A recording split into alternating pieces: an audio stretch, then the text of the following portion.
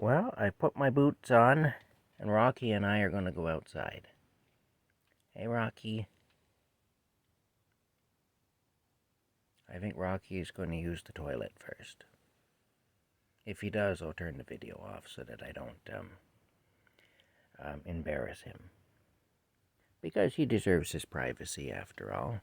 No, I guess he wants to go out, and he's not interested in the toilet. Okay. Hey, will we go out? Look at the tail twitching. Okay, you stay out of the woods today, eh? Stay out of the woods. You want to open the door? There you go.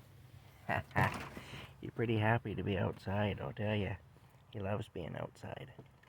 Hey, he loves being outside. He's sniffing around the step. I heard something out here earlier. I could tell something was nosing around the step and the door and everything, because I actually heard it out here, but I don't know what it was. Rocky probably knows by the smell.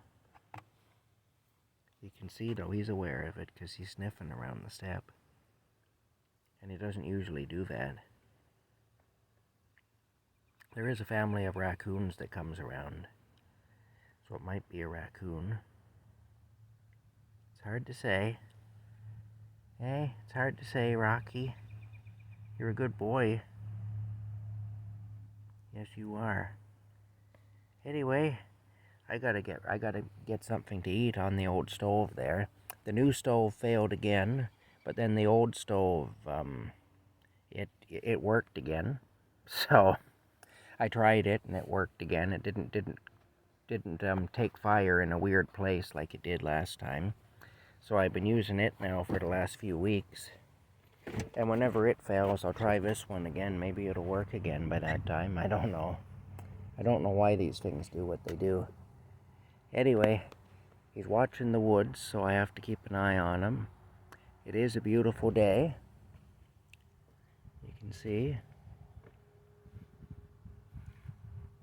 It's very nice. There's the sun. Yep, there it is.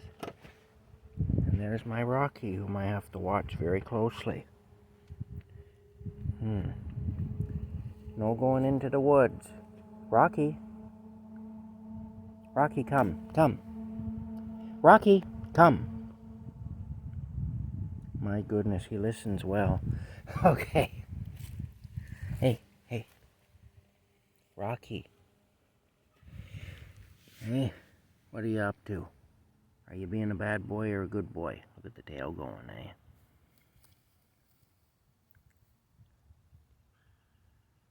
I'm keeping my eye on him. I don't want him going into the woods with the coyotes and the fishers and limbs falling down off trees and stuff.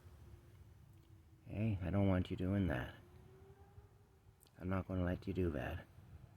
It's a pretty hot day today, really. It's even a little humid. It's not bad, though. It's actually quite nice. And there is a slight breeze. Not a lot, but just enough to make it okay, you know? Oh, my goodness. He's sniffing everything. He's checking everything out. It's funny to see the tail going back and forth and stuff, and he's sniffing everything. Just to see the mechanism, how the mechanism works. Okay, there he goes. We'll see what he does next here. He used to like to lay under this tree. Whenever there's more leaves on it, he'll do more laying on it, I'm sure. There's a bee up in there right now, though. Yeah, can we get the bee to focus in? Oh, well, maybe not. Let's see if we can get it focused in. Oh, there it is, I think. There it is. There's the bee.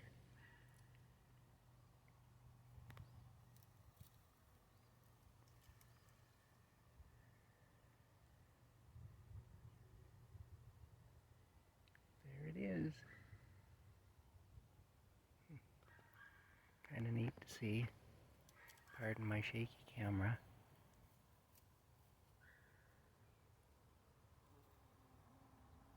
he goes. He says, that's enough of that. I'm not looking to be a YouTube star. I'm just pollinating. Hey. Alright. He says, no YouTube stardom for me. I'm with Rocky on that. I think your cat has the right idea. Avoid the limelight at all costs. Hey. What do you think, Rocky? Anyway, that's what's going on here. Let's go back this way now, maybe. Hey. Come on. Rocky, come. Come. He's sort of kind of listening to me now, which is good. I'm glad of that. Thank you, Rocky. You're a good boy. I have to make some dinner. I do. I gotta make some dinner here. This stove is wicked dirty. I had cleaned it one time, but it needs to be cleaned again. Yeah. Hey, I'll have to light the stove, so I got my lighter for that purpose. I think I need to put more fluid in it, though. It seems like it's kind of down on fluid, because it's not lighting very easily when the fluid level was up in it. When the Zippo fluid or whatever, when the fluid's up in it, it works a lot better. This is how they work here for anybody who's not familiar with these old lighters. You take your fluid, your lighter fluid. Hold on a minute here. There's Rocky under there. You take your lighter fluid, which is right here. See, this is lighter fluid. And what you do is you soak the cotton wadding here with lighter fluid. And that little screw there, that little brass screw, if you undo that, there's a long spring that goes right to the top of the lighter, and it pushes the flint in. There's a flint in there, that right at the top here that the wheel strikes against. You know, right there, that wheel. And that's where you get your spark. And every so often that flint will wear down, and then you got to replace it. I had to replace the flint in this a few months ago. It was the first time I had to replace the flint in this in a long time, because I never really used this very much, you know.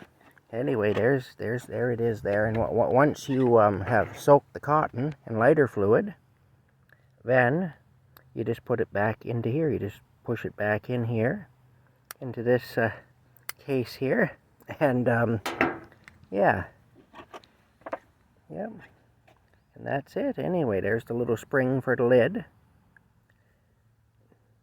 Yeah, and that's it. And your fire comes out there. See, there's your wick in there. I don't know if you can see it or not, but there's a wick in there. And that's how it works anyway. Yeah. Alrighty. My dad used these for years and years. When I was a little boy, I remember he had these. I remember watching him one Sunday night. As every Sunday night, he used to do his maintenance on his lighter. He'd take his, he'd take this all out, and he'd refill it with Zippo fluid, with Roncinol fluid. Came in a tin can back in those days, though, not a plastic one like now. And he'd change the flint. If the flint was wore down and needed changing, he'd change that. He was a smoker, so he went through a lot more lighter fluid and a lot more flints than I do, because he was actually a chain smoker. And, yeah.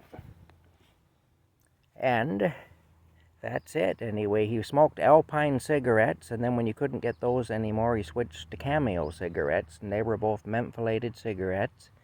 And that was on the orders of his doctor. You know, believe it or not, in those days, it was, because the doctor felt that the mentholated cigarettes were better for his lungs, which were starting to fail even back then, than regular cigarettes. So the doctor basically said, well, if you're going to smoke, at least smoke mentholated cigarettes. Eventually, my dad gave up on mentholated cigarettes, and at the time of his death, he was smoking a brand called Export A, which is a kind of a famous old Canadian brand of cigarette, anyway. And my grandpa, my dad's dad, used to smoke American Camels. You know, I'd walk a mile for a Camel. Well, that's what he used to smoke. Anyway, but that's it.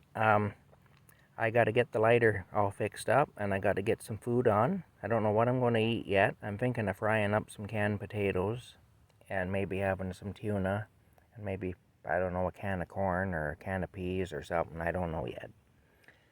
But we'll see. All right, we'll talk to you later. Hope you're having a good day so far.